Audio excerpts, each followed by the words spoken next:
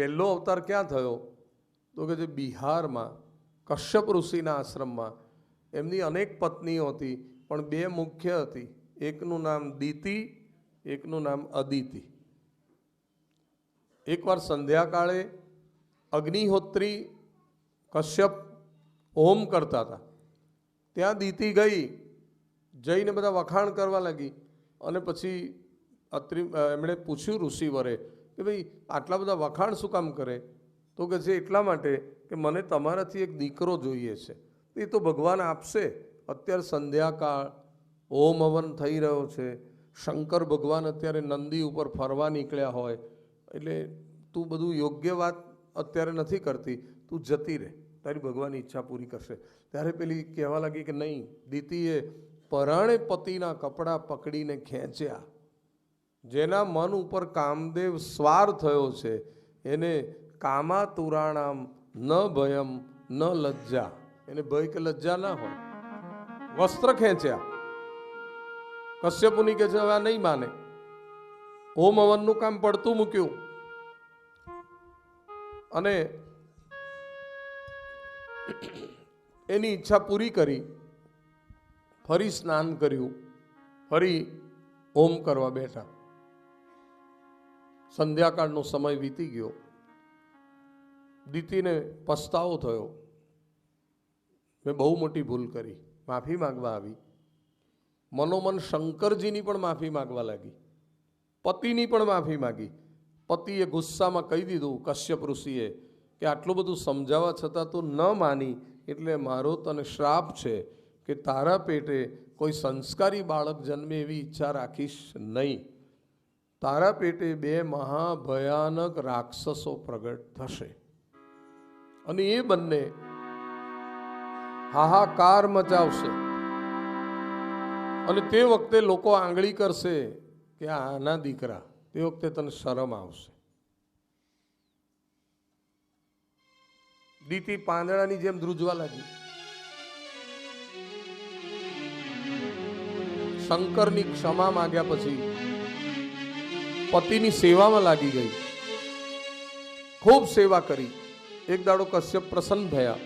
તે દાડે મેં તને શ્રાપ આપ્યો હતો ને, એ તો આપ્યો હતો, પણ હવે હું તને એક વરદાન આપું છું કે આપણે ઘેર બે અસુરો પ્રગટ થશે, પણ એમાં એકનો દીકરો એટલે આપણા દીકરાનો દીકરો ભગવાનનો મહાન ભક્ત પ્રહલાદ થશે. કેમ? યા. અને પ્રહલાદ થશે એટલે આપણી તો અનેક પેઢીઓ તરી જશે. આ એક આશ્વાસન હતું. પણ દીતીને ખબર છે કે જે રાક્ષસો જન્મવાના છે, હાહાકાર મચાવવાના છે, એ જેટલા મોડા જન્મે એટલો મોડો ત્રાસ થાય, વહેલા જન્મે તો વહેલો. એટલે જેટલો વખત રાખી શકાય એટલો વખત હું ગર્ભમાં જ એ લોકોને મૂકી રાખીશ. 100 વર્ષ સુધી ગર્ભ ધારણ કર્યો, 100 વર્ષે જન્મ આપ્યો. એમાં એક જન્મ્યો હિરણ્યાક્ષ, બીજો જન્મ્યો હિરણકશ્યપ. પૃથ્વી ઉપર ધરતીકંપ થયો, વાવાઝોડું આવ્યું, ધૂમકેતુ ઉગી નીકળ્યા, શિયાળ રડવા લાગ્યા, ગાયના આંચળમાંથી દૂધ નીકળે પણ લોકો દોવા બેઠા તો સીધી લોહીની જ શેરો નીકળી. પુત્રના લક્ષણ. જો જન્મ્યા ને આટલો બધો ત્રાસ, તો મોટા થઈને કેટલો કરશે મહાત્રાસ.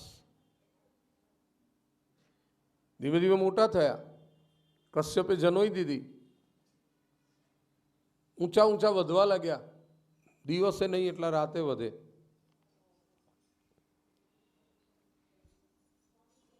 હાથમાં લોખંડની કાળી ગદાઓ રાખે, 10 દિશાઓમાં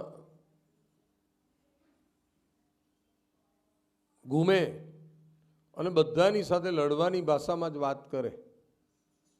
કાં લડો કાં લડનારો બતાવો. એક દિવસ નારદ મુનિ મળ્યા. નારદ મુનિએ હિરણ્યાક્ષને કહ્યું તારે જો લડવું હોય તો વિષ્ણુ સાથે લડ, કારણ કે એ જ તને પહોંચશે. પણ વિષ્ણુ છે ક્યાં? તો કે છે અત્યારે તો સમુદ્રમાંથી પૃથ્વીનો ઉદ્ધાર કરવા માટે વરાહ અવતાર લઈને ત્યાં પધાર્યા છે. ચોક્કસ બાતમી લઈને ત્યાં પહોંચી ગયો, ભગવાન સાથે લડ્યો, ભગવાને મુષ્ટિ પ્રહારથી એનો ઉદ્ધાર કર્યો. હિરણ્યાક્ષનો વધ થયો, હિરણ્યકશ્યપની કથા હજુ આગળ આવશે.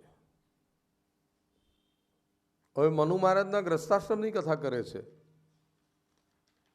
મનુ મહારાજ અને શત્રુપા એમનો ગ્રસ્તાશ્રમ શરૂ થયો અને એમના ઘરની અંદર 5 બાળકો જન્મ્યા. પ્રિયવ્રત અને ઉત્તાનપાદ 2 દીકરા, આકુતિ, દેવહૂતિ અને પ્રસૂતિ નામની 3 દીકરીઓ. આકુતિને રુચિક ઋષિ સાથે પરણાવી.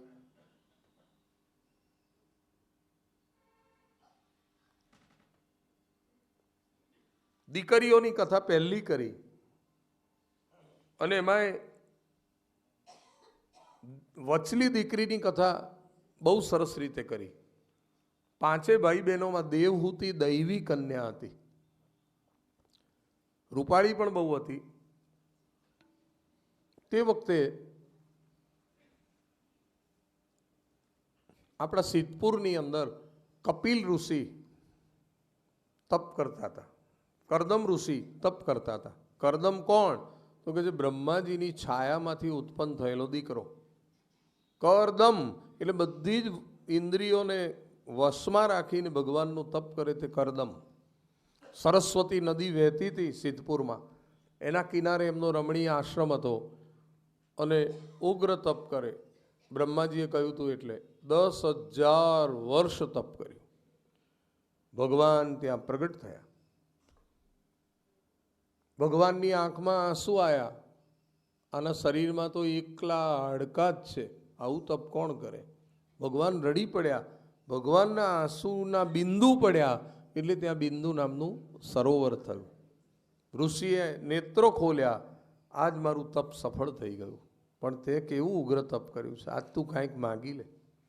પ્રભુ તમે મળ્યા, હવે મેળવવું શું બાકી? તમે મળ્યા પછી કંઈ માગવાની ઈચ્છા થતી જ નથી. પણ મારા પિતા બ્રહ્માજીએ મને કહેલું કે તું ભગવાનને પ્રસન્ન કરું ને પછી લગ્ન કરજે. એટલે મારે લગ્ન કરવા છે તો કોઈ એવી યોગ્ય કન્યા બતાવો. તો ભગવાને કહ્યું કે આજથી પરમ દિવસે પૃથ્વીના રાજા મનુ એમની દીકરીને લઈને અહીં આવશે, એનો તું હાથ પકડી લેજે. તારે ઘેર હું દીકરો થઈને જન્મીશ, તારું તપ નિષ્ફળ નહીં જાય. ભગવાન અંતર ધ્યાન. કરદમ ઋષિએ ભગવાનની સુંદર સ્તુતિ કરી. જુષ્ટમ બતાદ્યા અખિલ સત્વરાસે સાંસિધ્યમક્ષણો સ્તવ દર્શનાન્ન યદ દર્શનમ જન્મ બિરીડ સદીભ રાસા સતે યોગીનો રૂઢ યોગા. હે સત્વરાશિ, હે પુણ્યરાશિ, હે સ્તુત્ય, આજે આપના દર્શનથી મારા નેત્ર સફળ, મારું તપ સફળ, મારો અવતાર સફળ. આ ધરતી ધન્ય બની ગઈ છે. મોટા મોટા યોગીઓ જે દર્શનને ઝંખે એ આજ મને થયા. બીજી બાજુ નારદજી ગયા મનુ મહારાજને મળવા. ત્યાં એમની દીકરી વંદન કરવા આવી. આ દીકરી તો બહુ સંસ્કારી છે. એનું શુભ નામ, એનું નામ દેવહૂતિ. લગ્ન કરવા જેવડી દેખાય છે. મૂર્તિયા જોયા, ચાલુ છે જોવાના. તમારા ધ્યાનમાં કોઈ છે? તો કે છે હા, કરદમ ઋષિ લગ્ન કરવાના છે, તાત્કાલિક પહોંચી જાઓ. પૃથ્વીના રાજાની દીકરી કોઈ જંગલના ઋષિને પરણવા તૈયાર થાય કે કોઈ રાજાના મહેલમાં લગ્ન કરે? આટલું જરા વિચારજો. લગ્ન કરતા પહેલા કન્યાઓ તપાસ કરાવે વરરાજા કેટલા સંપન્ન છે, એને ત્યાં કેટલી ફેસિલિટીઝ છે, એ આર્થિક રીતે કેટલો સદ્ધર છે કે અધ્ધર છે, આવી તપાસ કરાવે છે. હા, કન્યા સંસ્કારી હતી. હો, સોનાનો રથ, કરિયાવર, નાનું લશ્કર, રાજા રાણીને દીકરી ઉપડ્યા. બરાબર ત્રીજે દિવસે ભગવાને કહ્યું તું એમ સોનાનો રથ આશ્રમના દરવાજે આવીને ઉભો રહ્યો. શિષ્યો સમાચાર લાયા. કરદમ ઋષિ સ્વાગત કરવા જાય છે. મનુ મહારાજ રથમાંથી ઉતરે છે, જુએ છે આવો આશ્રમ આપણે જિંદગીમાં જોયો નથી. કેમ કે એક ગાય બેઠી છે, એના પેટ ઉપર માથું મૂકીને એક સિંહ નસકોરા બોલાવે છે. ગાયના પેટ ઉપર માથું મૂકી. કોઈ જીવ કોઈને મારતો નથી, બધા સંપીને રમે છે. એ આ તપોભૂમિનો પ્રભાવ છે. હિંસા વૃત્તિ જ નહીં ક્યાંય. યત સમીપસ્થ જીવાનામ વૈરમ ચેતસી ન સ્થિતમ. જોયું? આવી ભૂમિમાં મારી દીકરી લગ્ન કરીને રહેશે તો એનો અવતાર ધન્ય થઈ જશે. કરદમ મુનિએ સ્વાગત કર્યું.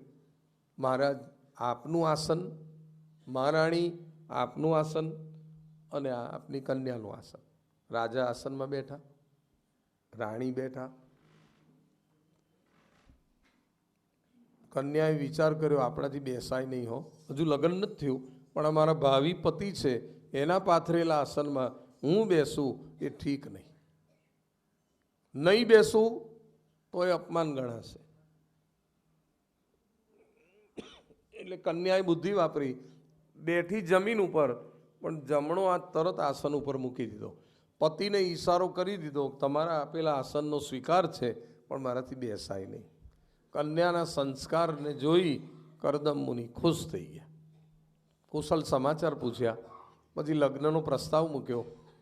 કરદમ મુનિએ કહ્યું, લગ્ન કરવાનું છું એ વાત સાચી છે, પણ મારે લગ્ન બહુ વિચારીને કરવાના છે. હું લગ્ન કરીશ ને પછી મારા ગ્રસ્તાશ્રમમાં એક દીકરો જન્મશે ને પછી હું સંસારમાં નથી રહેવાનો. તમારી દીકરીને આ વાત મંજૂર છે? કન્યાએ કહ્યું, મંજૂર છે. લગ્ન નક્કી થઈ ગયા. જંગલમાં મંગલ માંડવો બંધાયો, ધામધૂમથી વિવાહ થયા, કન્યાદાન થયું, કરિયાવર આપ્યો. દીકરીના ઘેર કાં રહેવાય એટલે વિદાય લે છે, ત્યાં મા બાપની આંખમાં આંસુ છલકાયા છે. એવો કાળજા કેરો કટકો મારો આજ ગાંઠથી છૂટી ગયો, કે મમતા રૂવે જેમ વેળુમાં વીરડો ફૂટી ગયો. રમતી તી તુજે ઘરમાં એનો ઓરડો સૂનો થયો, અને ડુંગરા જેવો ઉમરો મેં તો માડ ઓળંગ્યો. કાળજા કેરો કટકો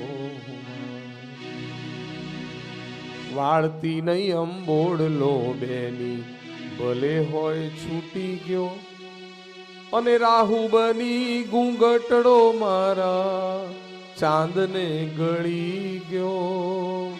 આજ લૂંટાઈ ગયો મારો લાડ ખજાનો, અને દાદ હું જોતો રહ્યો. જાન ગઈ જાણે જાન લઈ મારો સૂનો માડવડો. કાળજા કેરો કટકો. દીકરી, બે કુળને દીપાવજે, પતિની આજ્ઞાનું પાલન કરજે. મા બાપ વિદાય થયા. મા બાપના ગયા પછી દીકરીએ વિચાર્યું કે હું કોઈ રાજાની રાણી થઈને નથી આવી, પણ એક ઋષિની પત્ની થઈને આવી છું, એટલે જેવો દેશ એવો જ શોભે વેશ. સાદો વેશ ધારણ કરી લીધો અને લગ્ન પછી તરત જ પતિની સેવામાં લાગી ગઈ. કેટલા વર્ષ સેવા કરી? 12 વર્ષ. 12 વર્ષ સુધી ઋષિએ આંખો ખોલી નથી. જપ કરે, તપ કરે, હોમ કરે, હવન કરે, એટલે એની સામું જોયું નથી. સંધ્યા કરે, વંદન કરે, ગાયત્રી કરે, સૂર્યને અર્ઘ આપે.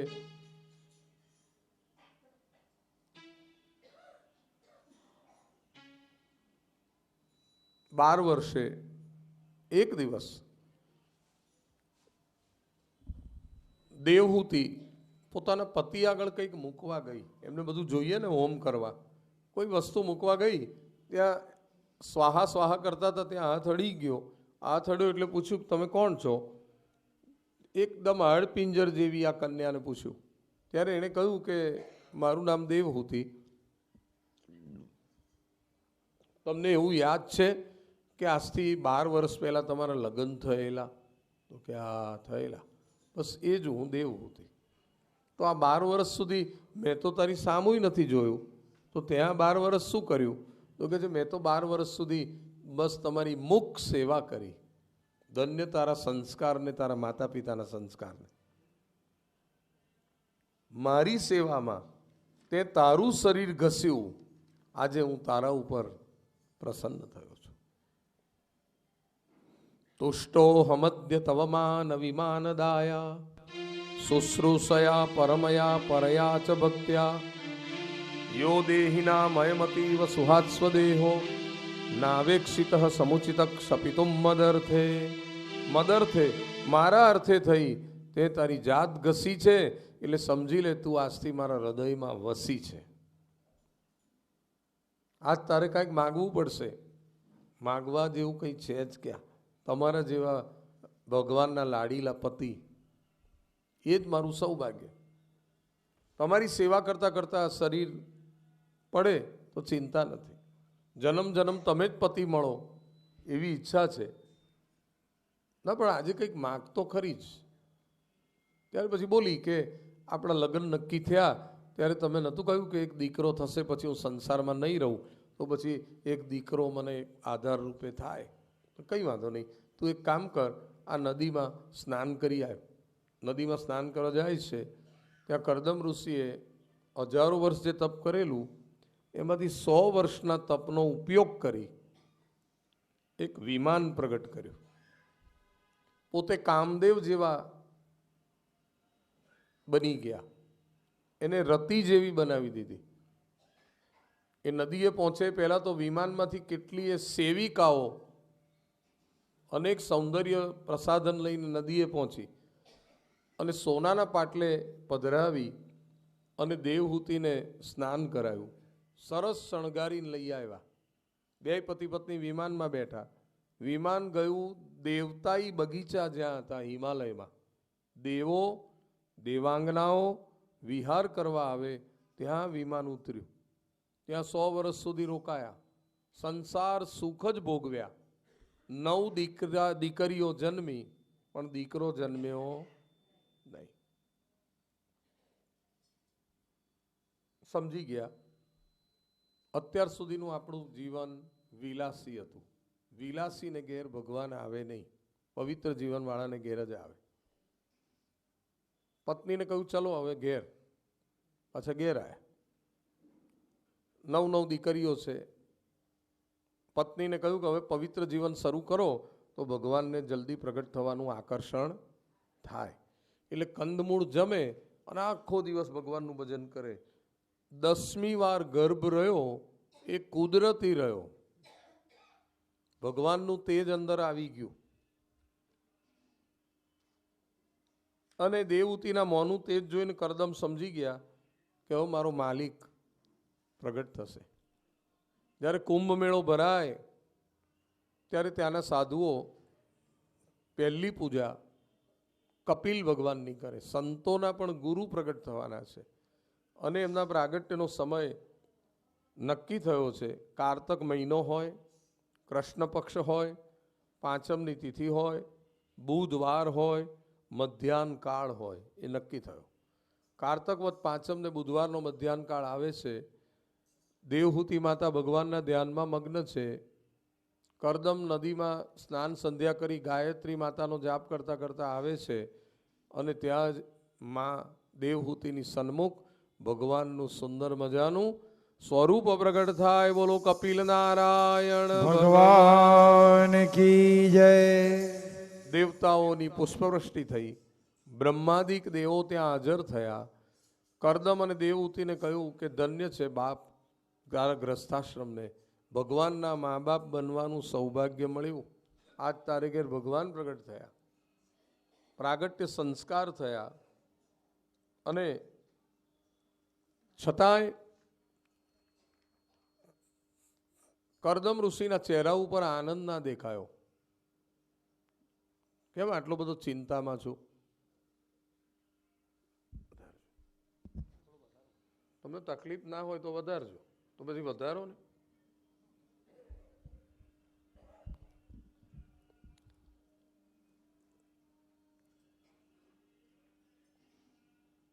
મને ચિંતા એક જ છે, 9 દીકરીઓની.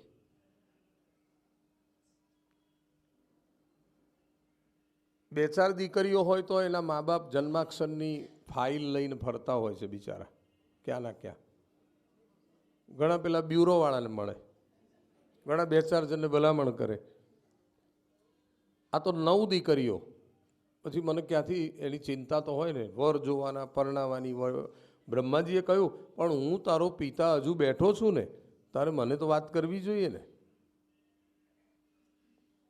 અત્યારે તારે ત્યાં ભગવાન સ્વયં પ્રગટ થયા છે, એટલે મોટા મોટા ઋષિઓ એમના દર્શન કરવા આવ્યા છે. અને એમાં જે ઋષિનું નામ બોલું એને મારા દેખતા જ એક કન્યા હમણાં જ આપી દે. ચટ મંગની અને પટ બ્યા, જોઈ લે. અને બ્રહ્માજીએ તે જ વખતે એ લગ્ન કરાવી દીધા.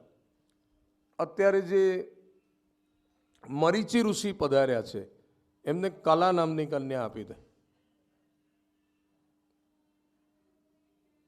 વશિષ્ઠ આવ્યા છે એમને અરુંધતી આપી દો. અત્રિ મુનિ આવ્યા છે એમને અંશોય આપી દો. અથર્વ આવ્યા છે એમને શાંતિ આપી દો. ભૃગુ ઋષિ આવ્યા છે એમને ખ્યાતિ આપી દો. ક્રતુ ઋષિ આવ્યા છે એમને ક્રિયા નામની કન્યા આપો.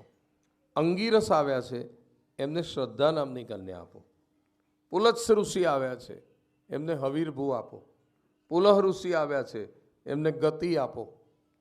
9 દીકરીઓના લગ્ન કરાવી દીધા. હવે બ્રહ્માજીએ કહ્યું, હવે તો તને કોઈ ચિંતા નથી ને? તો કે ના, તો બસ હવે તો હસતું મોં રાખ, પ્રસન્ન રહેવું એ ભગવાનની ભક્તિનો પ્રકાર છે. બ્રહ્માજી વિદાય થાય છે, કપિલ ભગવાન મોટા થાય છે. કપિલના પ્રાગટ્ય સંસ્કાર, કપિલને જનો, એ બધું થયું. અને એક દિવસ કપિલ ભગવાનની આજ્ઞા લઈને કરદમ મુનિએ સંન્યસ્ત ધર્મ લીધો અને એકાંતમાં જઈ અને ઈચ્છા દ્વેષ વિહીનેન સર્વત્ર સમચેતસા ભગવદ ભક્તિ યુક્તેન પ્રાપ્તા ભાગવતી ગતિ, ભગવદ ગતિને પામી ગયા. હવે આશ્રમમાં માતા અને દીકરો 2 જ રહ્યા. સવારના પોરમાં એક દિવસ કપિલ નારાયણ પદ્માસન લગાવીને બેઠા છે, ત્યાં દેવહૂતિ માતાએ આવીને વંદન કર્યા. માં ગરડી થઈ છે, દીકરો યુવાન થયો છે. ત્વમ ત્વા ગતાહમ શરણમ શરણ્યમ સ્વભૃત્ય સંસાર તરોહ કુઠારમ જિજ્ઞાસયાહમ પ્રકૃતે પુરુષસ્ય સદ્ધર્મ નમામિ સદ્ધર્મ વિદામ વરિષ્ઠમ. ભગવાનને વંદન કરીને કહ્યું કે આપ આમ તો મારા પુત્ર છો, પણ આપ ભગવાન છો એવા ભાવથી હું વંદન કરીને કહું છું કે હે પ્રકૃતિ પુરુષના જાણકાર જ્ઞાતા, મારું અજ્ઞાન દૂર કરો. હું બહુ કંટાળી ગઈ છું. શરીર ગરડું થયું છે પણ અંદરનું મન ગરડું નથી થતું. પ્રોબ્લેમ એ છે. અત્યાર સુધી સંસારના બધા સુખ ભોગવ્યા તો એ મન જ્યાં ત્યાં ભટક્યા જ કરે છે, ભટક ભટક કરે છે. વાસનારૂપી રાક્ષસી મને બહુ સતાવે. માં તમને સતાવે એવું નહીં, ભલાને સતાવે. મન મંદિર ઉપર લગાવેલી ધજાની પૂંછડી જેવું છે, સીધું ના રહે, માકડા જેવું છે.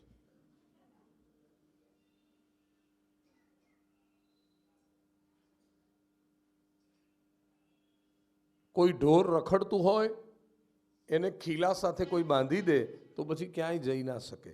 એમ ભટકતા મનને ભક્તિના ખીલા સાથે બાંધી દો, પછી ક્યાં જશે? મનડું અમારું મરકટ જેવું, જ્યાં ત્યાં કૂદ કા ખાય, ખાય જ્યાં ત્યાં કૂદ કા ખાય. હે મનડું અમારું મરકટ જેવું ને, જ્યાં ત્યાં કૂદ કા ખાય, ખાય જ્યાં ત્યાં કૂદ કા ખાય.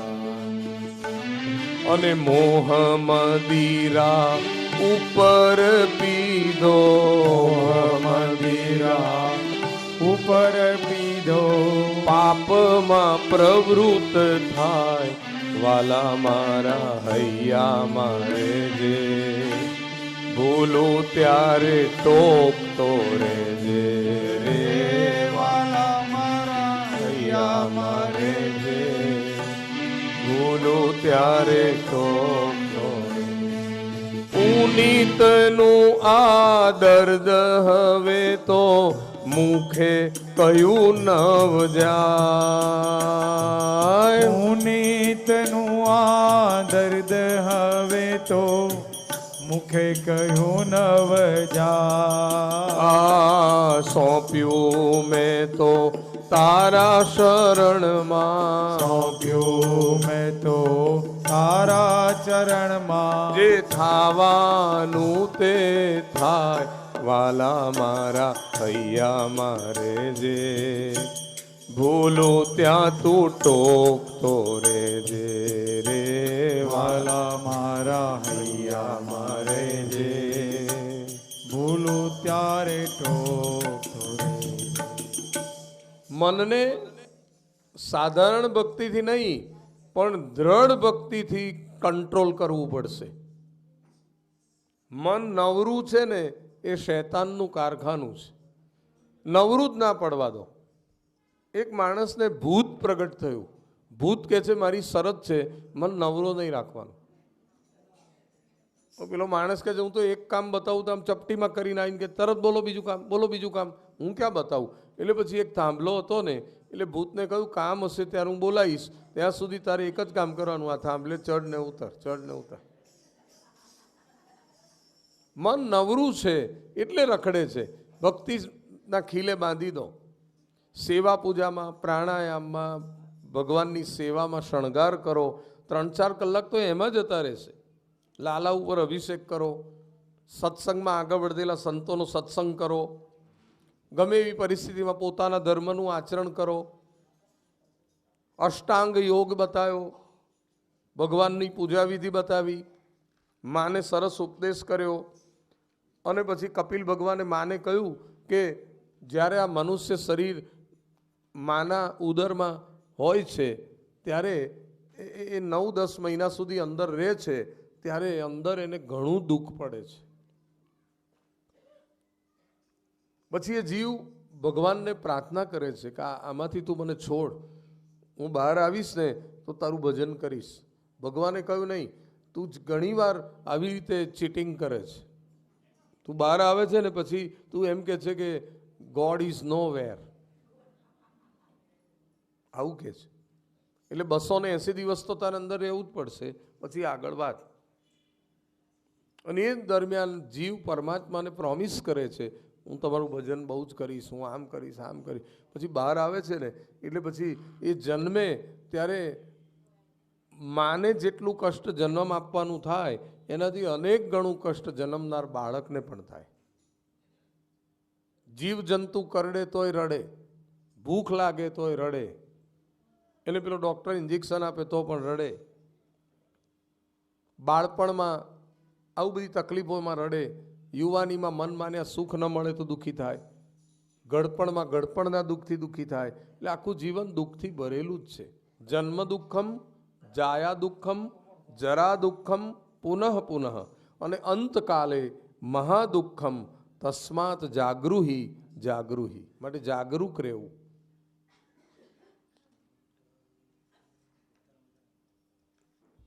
ગળપણમાં જરા દુઃખમ, શરીર ગરડું થાય એટલે જોજો જમે એનો કફ થઈ જાય, વાયુ વકરે, પિત્ત થઈ જાય અને માણસને બહુ તકલીફ પડે. ઘરના બધા લોકો કંટાળે, આખી રાત ઊંઘતા નથી, ઊંઘવા દેતા નથી, ગરડ ગરડ કરે છે. લે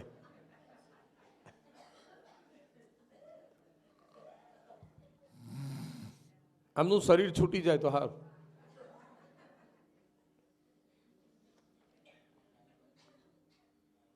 અને અહીં જ નર્ક અને અહીં જ સ્વર્ગ એનો અનુભવ થાય છે. અત્રૈવ નર્ક સ્વર્ગ ઇતિ માત પ્રચક્ષતે યા યાતના વૈ નારક્ય સ્તા ઇહા પ્યુપલક્ષિતા. આ બધું જ કપિલ ભગવાન ડૉક્ટર કે છે એ બધું જ વાત સમજાઈ. કફ વાત અને પિત્તની વાત વૈદરાજ કે ડૉક્ટર કરતા હોય છે એ વાત કરી.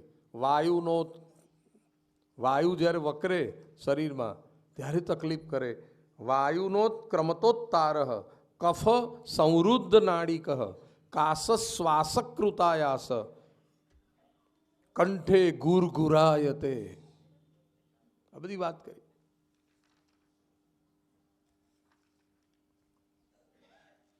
અનાદિકાળથી જીવ આ સંસારમાં આ રીતે રખડ્યા જ કરે છે. બાળપણમાં રમે, યુવાનીમાં મોજ કરે, પ્રૌઢ અવસ્થામાં વટ વ્યવહાર કરે, ગળપણ પથારીમાં પસાર કરે, પાછો એને બીજો જન્મ લેવો પડે. માટે માં, મેં જે ઉપદેશ તને કર્યો એ ઉપદેશ તું તારા મનને કરજે તો તું જીવન મુક્ત થઈ જઈશ. મારું કામ પૂરું છે, તારું કામ શરૂ છે. માને વંદન કર્યા, પરિક્રમા કરી, કપિલ ભગવાન ત્યાંથી નીકળી ગયા. અનેક પ્રદેશો વટાવી અને કલકત્તા પાસે ગંગાસાગર ગયા. ગંગાસાગર સંગમ તીર્થ ઉપર બિરાજ્યા. સાગરને ખબર પડી કે સમુદ્ર સોનાનો થાળ એમાં રત્નો ભરી સ્વાગત કરવા આવ્યો. ત્યાં બેસીને ઋષિ મુનિઓને સાંખ્ય જ્ઞાનનો ઉપદેશ કર્યો અને કપિલ ભગવાન માટે ભગવદ્ ગીતામાં કૃષ્ણ પરમાત્મા અર્જુનને કહે છે, સિદ્ધોહમ કપિલો મુનિ. સિદ્ધોમાં કપિલ મુનિ, હે અર્જુન તું મને જાણ. એમની વિદાય પછી દેવહૂતિ માતાએ બહુ જપ તપ કર્યા ને એક દિવસ દિવ્ય ગતિને પામી ગયા. ભગવાનની માતાને જે ધરતી ઉપર સદગતિ મળી એનું નામ સિદ્ધિ મળી, એટલે સિદ્ધપુર પાડવામાં આવ્યું. સ્ત્રીઓના શ્રાદ્ધ ગુજરાતમાં સિદ્ધપુર ખાતે થાય છે. ગુજરાતનું માતૃ ગયા એ સિદ્ધપુર છે. તો એવું આ સુંદર કપિલ ચરિત્ર જે કોઈ પ્રેમથી શ્રવણ કરશે અને વર્ણન કરશે એ વક્તા અને શ્રોતાના પાપોનો નાશ થશે. ઇતિ શ્રીમદ ભાગવતે મહાપુરાણે પારમહંસ્યામ સંહિતાયામ તૃતીય સ્કંદ સમાપ્ત થાય. ત્રીજા સ્કંદનું પુષ્પત્રિકમ ભગવાનને અર્પણ કરી ચતુર્ભુજ નારાયણના ચરણમાં ચતુર્થ સ્કંદની કથા આપણે બેસીને શ્રવણ કરીશું. બોલો ભાગવત ભગવાન કી જય. સુખદેવજી મહારાજની જય. સર્ગ લીલા પૂરી થઈ. વિસર્ગ લીલા જેમાં 31 અધ્યાય છે અને શ્રીનાથજીનો ડાબો બાહુ, હસ્ત આને કહેવાય, બાહુ આને કહેવાય, બાહુનું સ્વરૂપ છે. મૈત્રેય મુનિ અને વિદુરજી હજુ સત્સંગ કરી જ રહ્યા છે. મૈત્રેય ઉવાચ મનોસ્તુ સતરૂપાયામ તિષ્ઠ કન્યાશ્ચ જગ્નિરે આકુતિ દેવહૂતિશ્ચ પ્રસૂતિ રીતિ વિશ્રુતા. મનુ મહારાજને 5 બાળકો, એમાં તમે એક જ દીકરીની કથા હજુ કરી છે દેવહૂતિની, પણ બીજી દીકરીઓ, બીજા 2 દીકરા, એની બધી કથા સાંભળાવો. ત્યારે મૈત્રેય મુનિએ વિદુર ભગવાનને આગળની કથા સંભળાવી છે. આકુતિને રુચિક ઋષિ સુથા પરણાવી પુત્રિકા ધર્મની શરત કરેલી, એટલે એમને ત્યાં જે દીકરો દીકરી જન્મે એમાં દીકરો મોસાળમાં મોટો થાય એવું નક્કી કર્યું. લક્ષ્મી અને નારાયણ જ જન્મેલા, એટલે યજ્ઞ નારાયણ અને લક્ષ્મીના દક્ષિણાના લગ્ન કરાવ્યા અને એમાંથી તોષ, પ્રતોષ, સંતોષ જેવા 12 બાળકો થયા. અને કપિલ ભગવાનની પેલી 9 બહેનો પરણીતી, અત્રિને, વશિષ્ઠને, પુલહને, આ બધા ક્રતુને, આ બધા ઋષિઓને, એમાં એટલા બધા બાળકો જન્મ્યા કે આખું જગત ભરાઈ ગયું 9 બહેનોના બાળકોથી. અને એમાં 9 બહેનોમાં અનસોયા માતાને ઘેર બ્રહ્મા, વિષ્ણુ અને મહેશનું પણ પ્રાગટ્ય થયું. સતીના પારખા ન કરાય પણ છતાંય પારખા કરવામાં આવ્યા 3 દેવીઓ દ્વારા. એટલે પછી ત્રણેયને નાના નાના બાળકો બનાવી દીધેલા. એ ત્રણેય ત્યાં સાચુકલા જન્મ્યા. બ્રહ્માના અંશથી ચંદ્ર, વિષ્ણુના અંશથી દત્તાત્રેય અને શંકરના અંશથી ઋષિ દુર્વાસા. એ ત્રણેયનું એક જ સ્વરૂપ, એનું નામ દત્તાત્રેય સ્વરૂપ. આદૌ બ્રહ્મા, મધ્યે વિષ્ણુ, રંતે દેવ સદાશિવ, મૂર્તે ત્રય સ્વરૂપાય દત્તાત્રેય નમોસ્તુતે. બોલો દત્તાત્રેય ભગવાન કી જય.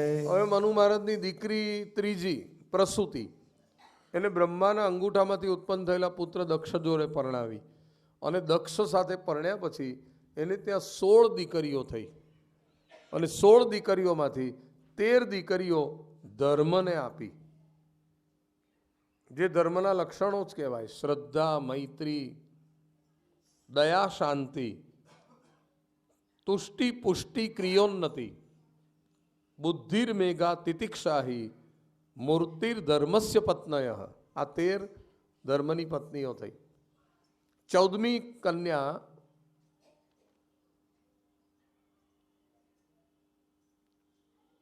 જેનું નામ હતું સ્વાહા,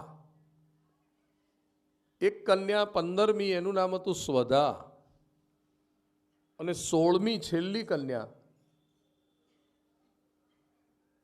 એનું નામ હતું સતી.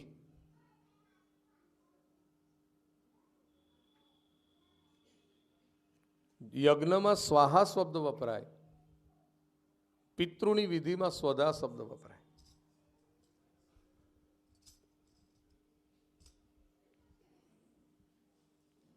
એક અગ્નિદેવને આપી સ્વાહા નામની કન્યા, સ્વધા નામની કન્યા પિતૃગણને આપી, અને 16મી સતી નામની કન્યા દેવાધિદેવ મહાદેવને પરણાવી.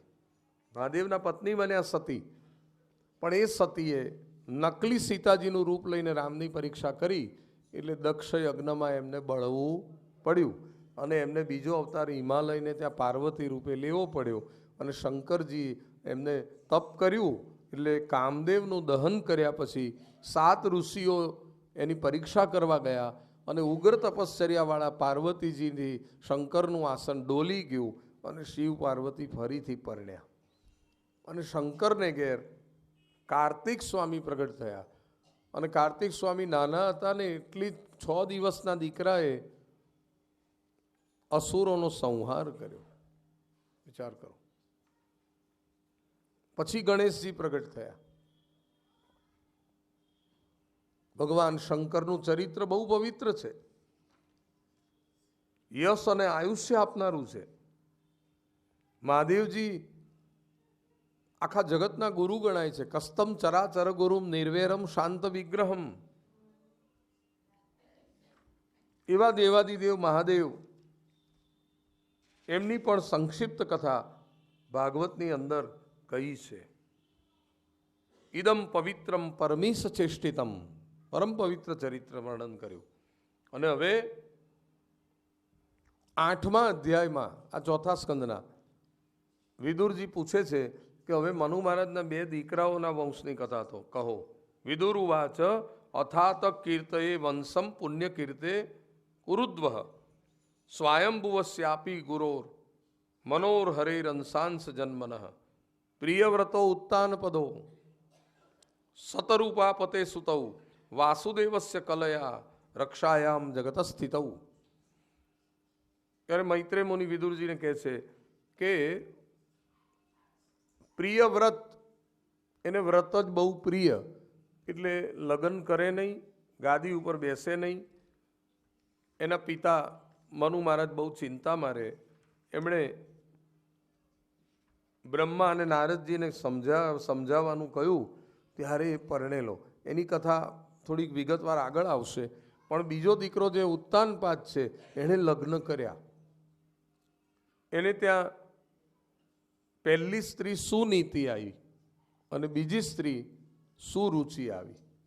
ઉત્તાનપાદ શબ્દનો અર્થ શું? તો કે છે કે ગર્ભમાં બાળકના માથું નીચું અને પગ ઊંચા હોય છે માના ગર્ભમાં, એટલે ઉત્તાનપાદ, ઊંચા પગવાળો. એ આપણી જ કથા. આપણને પણ જીવનમાં સારી નીતિથી જીવવાનું શીખવાડવામાં આવે છે સંસ્કારોમાં. સુનીતિ પણ છે આપણી પાસે, અને સારા સારા મોજ શોખ ભોગવિલાસ પણ છે, સુરુચિ પણ છે. પણ જીવની પસંદગી સુનીતિ કરતાં સુરુચિ તરફ વધારે જોક છે. તમે જુઓ, ભક્તિ કરતાં ભોગ તરફ માણસનો જોક વધારે છે. સુનીતિ સંસ્કારી છે, સુરુચિ કુસંસ્કારી છે. સુનીતિ દેખાવમાં કદરૂપી છે, સુરુચિ દેખાવડી બહુ છે. રાજાએ રૂપ જોયું પણ ગુણ ના જોયા. પહેલા સુનીતિને ઘેર દીકરો જન્મ્યો ધ્રુવ, પછી સુરુચિને ઘેર દીકરો જન્મ્યો. એ ધ્રુવ મોટો છે. સુરુચિ એને ચડાવ કરે છે રાજાને, આને ઘરમાંથી કાઢો. પોતાના રૂપથી, પોતાના કામણથી રાજાને વશ કરી લીધો છે. અને એના કહેવાથી રાજાએ સુનીતિનો ત્યાગ કરીને અલગ મહેલ ફાળવી દીધો, એની જોડે સંબંધ નહીં. આવું થયું. સુનીતિ ધીરજ રાખીને મનને સમજાવે છે કે આગે દુઃખ હે તો પીછે સુખ હે. કોઈક દિવસ સુખનો સૂરજ ઉગશે. પોતાના દીકરાને સંસ્કાર સિંચન કરે છે. 5 વર્ષનો થયો, બહાર રમવા ગયો. મિત્રો સાથે રમતા રમતા ઝઘડો થયો. એક મિત્રએ કહ્યું જવા દો ને આ ધ્રુવને, એના બાપુએ એને ને એની માને કાઢી મૂકેલા છે. આવું બધું બોલ્યું. આવીને પૂછે છે કે માં મારા પિતા ક્યાં છે, મારે એમને મળવું છે. આ સામેનો મેલ છે ને એમાં ઈ રહે છે, અહીં આપણે રહીએ છીએ, પણ તારે મારે કામ છે. એ તો દોડ્યો. સેવકોએ માન આપ્યું. અંદર ગયો તો સુરુચિનો દીકરો ઉત્તમ રાજાના ખોળામાં રમતો હતો. એને પણ રમવાનું મન થયું, નજીક ગયો, પણ સુરુચિએ રાજાને અટકાવતા કહ્યું ખબરદાર, આ સુનીતિના દીકરાને તમે ખોળામાં લીધો હતો, એટલે હું હમણાં જ આગળ વધતો અટકાવું છું. એને ઈશારો કરીને કહ્યું ત્યાં જ અટકી જજે. એક દાસીનો દીકરો થઈ અને સિંહાસન ઉપર આવવાની તારી હિંમત, મહારાજના ખોળા સુધી. આખા સમગ્ર રાજ્યની રાણી એકમાત્ર હું સુરુચિ, નહીં કે તારી માં સુનીતિ. એ તો દાસી છે. જો અહીં બેસવાના એટલા બધા કોડ હોય તો વનમાં જઈને ભગવાનનું તપ કર, મારા દ્વારા જન્મ લે, પછી અહીં બેસવાનો તને રાઈટ છે. આટલું બધું બોલી તોય બાપુજી એક શબ્દ બોલી ના શક્યા, કારણ કે સ્ત્રીને વશ થઈ ગયેલા ને.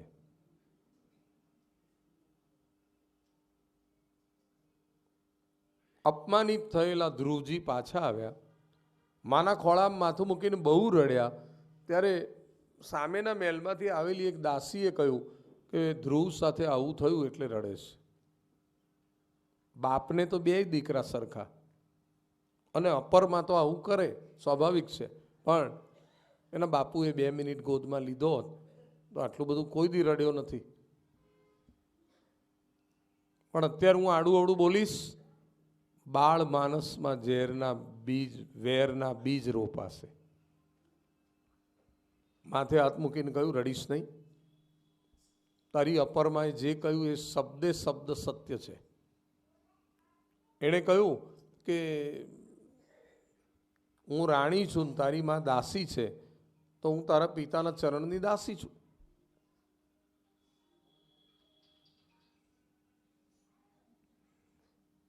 એણે તને ભગવાનનું તપ કરવાનું કહ્યું,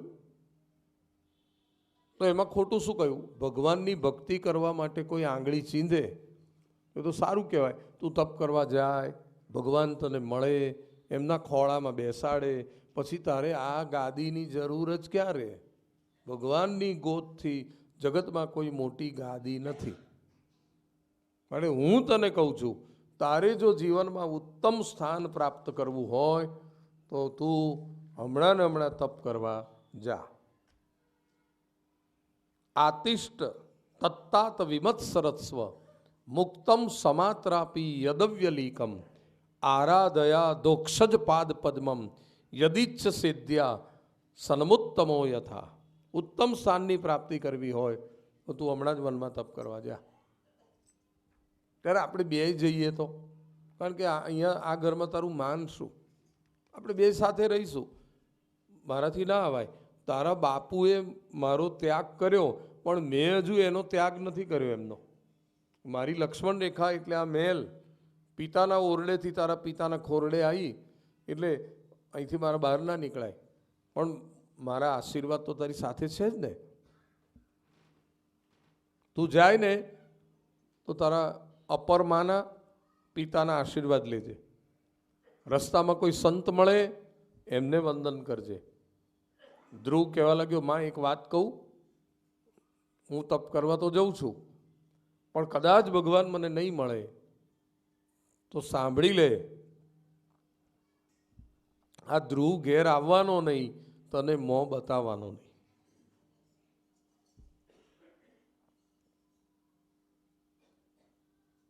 આવું કેમ બોલે છે?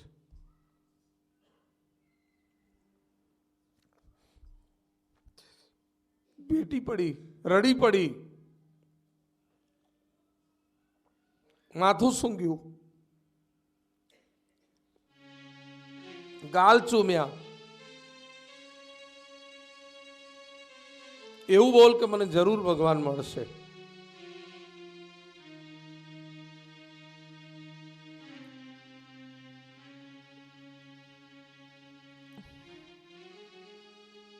ધ્રુવ જાય છે,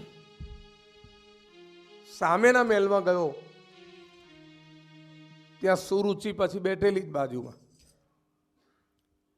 હમણાં અપમાનિત કરીને કાઢી મૂક્યો છે, તોય પાછો કેમ આવતો હશે ખબર નહીં. વંદન કર્યા, આપ બંનેના આશીર્વાદ લેવા આવ્યો છું. હું વનમાં ભગવાનનું તપ કરવા જઉં છું.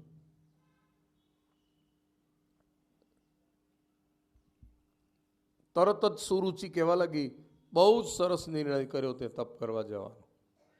સુરુચિ વિચારે છે કે આટલો નાનો ધ્રુવ વનમાં જશે, કોઈ હિંસક પ્રાણી એને ખાઈ જશે તો ઘેર પાછો જ નહીં આવે, અને આખા રાજ્યની માલિક હું મારો દીકરો, હું મારો દીકરો, એ અમે જલસા કરીશું. એટલે મનમાં કપટ રાખીને કે છે, ખુશીથી જા તપ કરવા.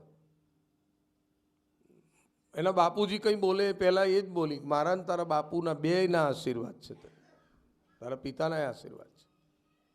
રાજા ખચકાયો, રાજાને અંદર દુઃખ થયું. 5 વર્ષના બાળકને વનમાં ના મોકલાય, પણ રાજા રોકી ન શક્યો, કારણ કે રિમોટ કંટ્રોલ બાજુમાં બેઠો હતો.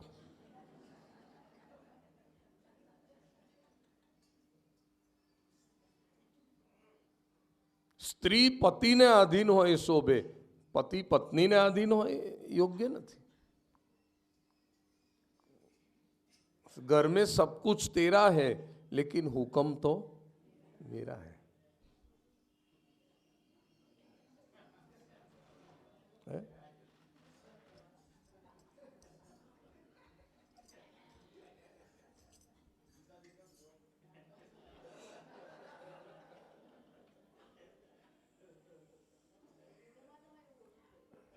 ધ્રુવજી નીકળ્યા છે. ધ્રુવજી મહેલમાંથી બહાર નીકળ્યા ને, અને જેવા નગરના પાદર તરફ જાય છે, ત્યાં રંગબેરંગી પક્ષીઓના સુકન થયા. પોથી લઈને આવતા પંડિતો મળ્યા, અને થોડેક આગળ વનનો રસ્તો આવ્યો, ત્યાં દેવર્ષિ નારદ મુનિ મળ્યા. અને એવો નિયમ છે કે ભગવાન મળવાના હોય એ પહેલાં સાચા સંત મળે. પુનિત મહારાજ પ્રમાણ આપે છે, સંત દર્શન કેરો પ્રતાપ, પ્રભુ તો પાસે આવશે. સંત દર્શન કેરો પ્રતાપ, પ્રભુ તો પાસે આવશે. કેવળી ટાળશે ત્રિવિધ તાપ, પ્રભુ તો પાસે આવશે. વળી તાળશે ત્રિવિધ તાપ, પ્રભુ તો પાસે આવશે. નારદ મુનિ પૂછે છે, બેટા તું કોણ છે? તો કહે છે, હું ઉત્તાનપાદનો પુત્ર ધ્રુવ કુમાર. મારી અપરમાં એ મેણું માર્યું, હું ભગવાનનું તપ કરવા જઉં છું, મને આશીર્વાદ આપો મહારાજ. તારી ઉંમર બતાવજો. તો કે 5 વર્ષ. 5 વર્ષનું બાળક તો રમકડા રમે, એને માન કેવું, એને અપમાન કેવું. અને તું રાજમહેલમાં અત્યાર સુધી રહ્યો, જંગલના દુઃખોની તને કંઈ અનુભવ કે ખબર છે? ઠંડી, ગરમી, વરસાદ, ભૂખ, તરસ, કાંટા, કાંકરા, જંગલી પ્રાણીઓ, ઝેરી જીવજંતુઓ, આ બધું તારું કામનું નથી. બીજી વાત કે ભગવાન એમ રસ્તામાં રેઢા નથી પડ્યા કે તને મળી જાય. નારદજીની આ બધી વાત સાંભળીને ધ્રુવ કહેવા લાગ્યો, બાપજી હું બધું દુઃખ સહન કરવાની તૈયારી સાથે નીકળ્યો છું. દેહ પાત્યામી વા કાર્ય સાધ્યામી. મારી માને કહીને આવ્યો છું, ભગવાન નહીં મળે પાછો આવીશ નહીં, કોઈને મોં બતાવીશ નહીં. નિશ્ચયના મહેલમાં તો વસે મારો વાલમો, જેરે જાશે તે ઝાંખી પામશે.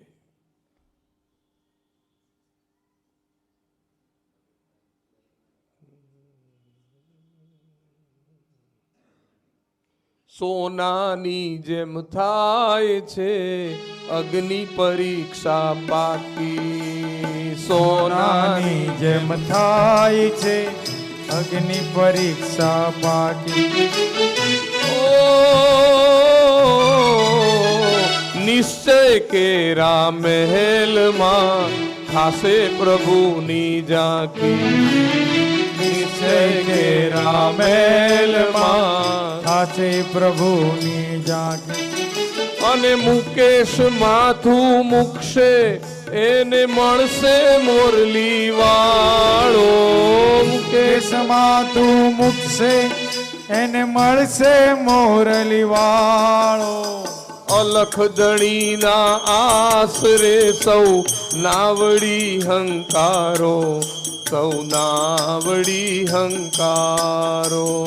અલખ ધણીના આશરે સૌનાવડી હંકારો, સૌનાવડી હંકારો.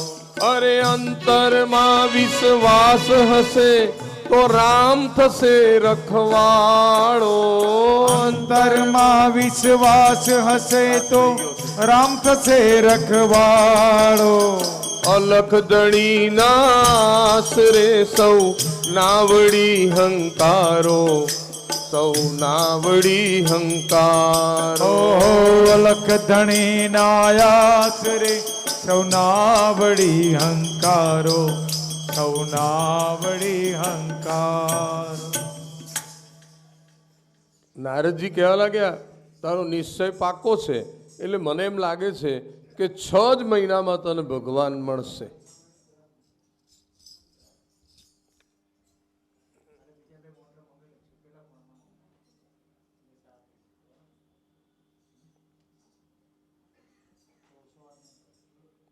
હું તને તપ કરવાની જગ્યા અને ભગવાનના આરાધનનો મંત્ર પણ આપું છું. તત્તાત ગચ્છ ભદ્રંતે યમુનાયા સ્તટમ શુચિ પુણ્યમ મધુવનમ યત્ર નિત્યમ સાનિધ્યદા હરે. તું યમુના કિનારે જા અને ત્યાં એક મધુવન છે. મધુવનમાં બંસી બજાવી તમે એ વાત જગતમાં. મધુવનમાં બંસી બજાવી તમે એ વાત જગતમાં જાય. માટે મધુવનમાં જા. અને મધુવન ભગવાનની લીલાભૂમિ છે, યમુનાજીનું પાવન સાનિધ્ય છે. અને ત્યાં જઈ યમુનામાં સ્નાન કરજે, યમુનાનું પાન કરજે. પછી આસન ઢાળીને એક આસન ઉપર બેસી જજે અને ઓમ નમો ભગવતે વાસુદેવાય મહામંત્રથી ભગવાનનું આરાધન કરજે. અને ધીરે ધીરે તપમાં સંયમ વધારજે. સારું. ધ્રુવજી ગયા. રાજાએ તાત્કાલિક માણસોને પાછળ દોડાયા, કારણ કે ધ્રુવ ગયા પછી સુરુચિ મહેલમાં ગઈ એટલે રાજાને થયું આટલા નાના બાળકને જવા દેવાતો હશે. જાઓ સિપાહીઓ શોધી લાવો. સિપાહી ગયા જ્યાં સુધીમાં તો ક્યાંનો ક્યાં નીકળી ગયેલો, એટલે ધ્રુવ હાથમાં આવ્યો નહીં. એટલે પછી સિપાહીઓ પાછા આવ્યા. રાજા નિરાશ થઈ ગયો, રાજાને પસ્તાવો થયો. રાજા સુનીતિની માફી માગવા ગયો. હવે તો સુરુચિ કે એસી કે તેસી જઈને માફી માગીને કહ્યું, સુરુચિની ચડવણીથી મેં તારો ત્યાગ કર્યો હતો, પણ આજે મને ખાતરી થઈ કે એ મારી ભૂલ હતી. તું મને માફ કરી દે.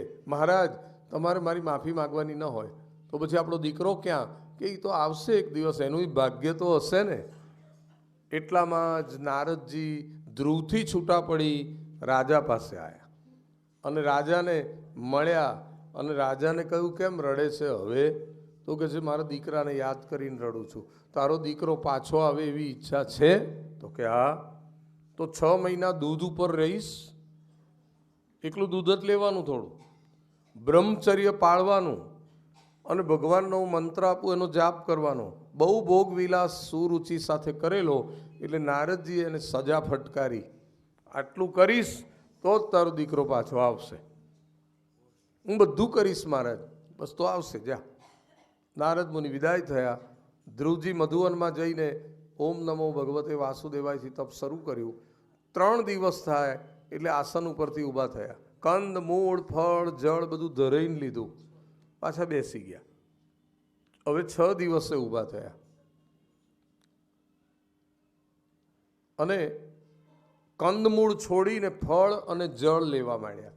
9 દિવસે ઊભા થયા, 3જા મહિને ખાલી ઝાડના પાંદડા અને જળ. 4થા મહિને 12 દિવસે ઊભા થયા, કેવળ થોડું જળ. 5મો મહિનો આવ્યો, 15 દિવસે ઊભા થયા, કેવળ થોડોક પ્રાણવાયુ જ લીધો.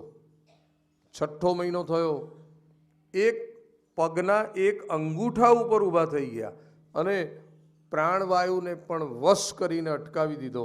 અને ત્યાં દેવતાઓના પ્રાણ પણ પેલા થવા લાગ્યા. ભગવાનને કહ્યું, આવું તપ કોણ કરે છે પૃથ્વી પર?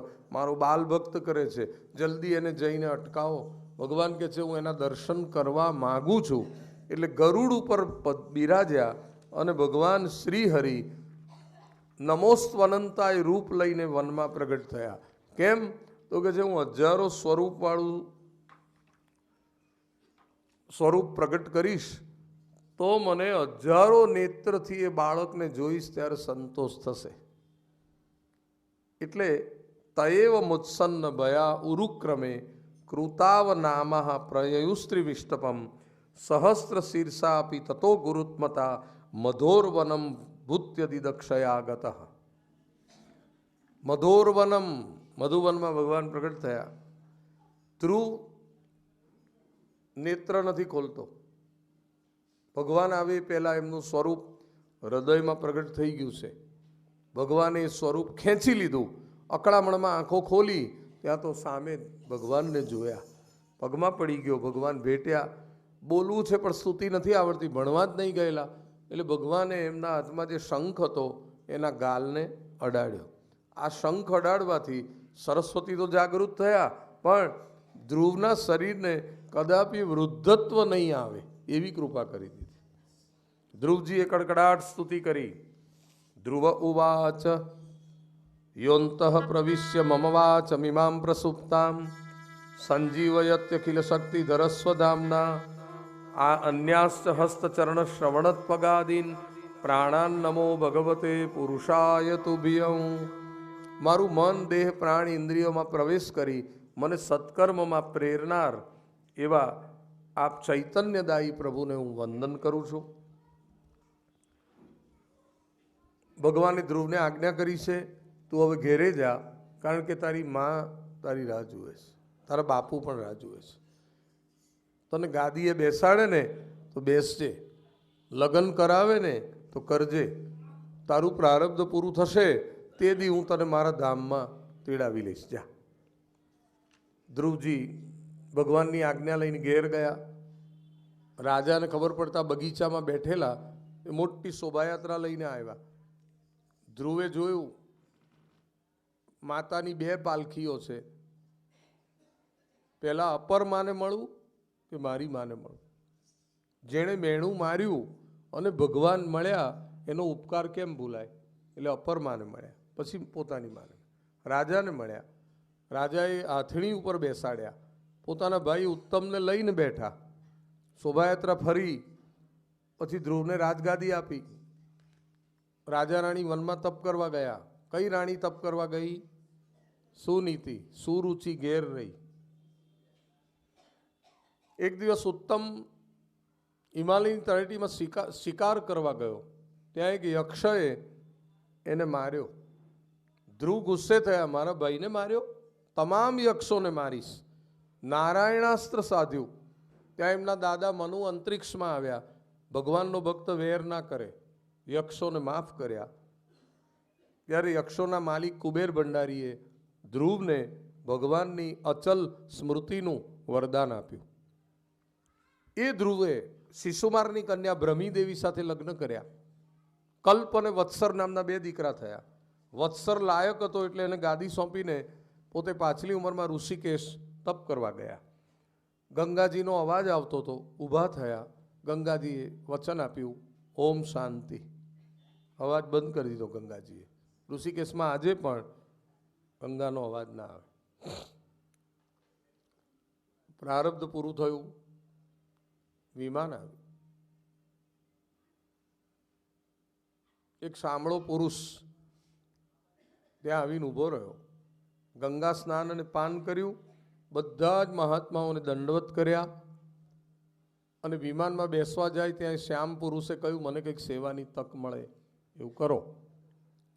ત્યારે ધ્રુવજીએ કહ્યું કે વિમાનની હાઈટ બહુ ઊંચી છે, તમે નીચા નમી જાઓ તો હું બેસી જાઉં.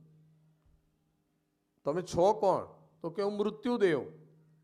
મૃત્યુ નમી ગયું, એના માથે પગ મૂકી વિમાનમાં બેઠા. દેવતાઓ કહે છે ભક્તિની તાકાત તો જુઓ.